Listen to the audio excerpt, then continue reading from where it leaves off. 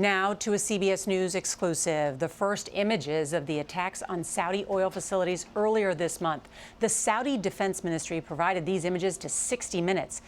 This is the moment more than 24 Iranian-made drones and cruise missiles crippled the kingdom's oil production.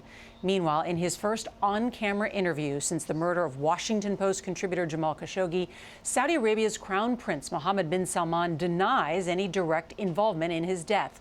Wednesday marks 1 year since Khashoggi was killed, and we pressed the Crown Prince about his alleged involvement on 60 Minutes.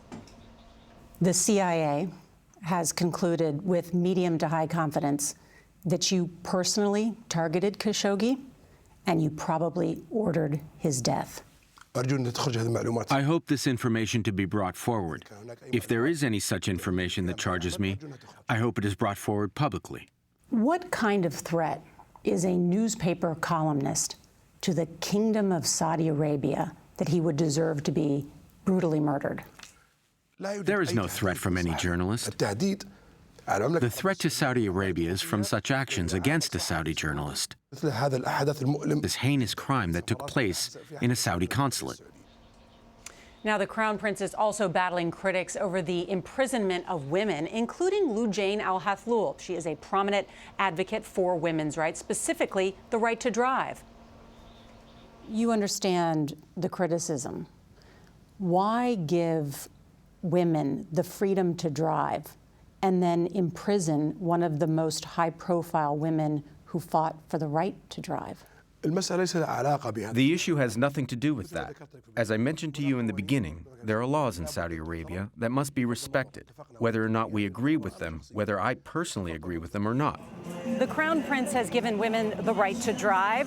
He has relaxed guardianship rules. He's even said that there is no religious requirement to cover one's head or one's face, but many of the women we saw here still do that, and it was difficult to find any of them who would talk to us on camera. Eventually, we met this woman who agreed. I still see so many women covering their faces. I wear my hijab everywhere, but my friend there, she's not wearing it. Yeah. She's not veiled. She's not veiled even outside, so it's okay now. Yeah. The ones that are covering their face, it's part of their culture. Yeah, it's cultural. Yeah, it is 100% cultural. Yeah. How would you describe how things are changing for women? It's amazing. It's totally different because a couple of years ago, we couldn't walk like this freely, you know? It would Why? Be a little bit, because life was different. People are accepting now that things are more open and free, and it's different. It's really different. It may be different for some, but the activist who fought for the right for women to drive, Loujain al-Hathloul, she's still in jail, and her family says she's been tortured. Well, I asked the Crown Prince about those allegations, and he told me on 60 Minutes that he would personally look into it. We'll continue to stay on that story.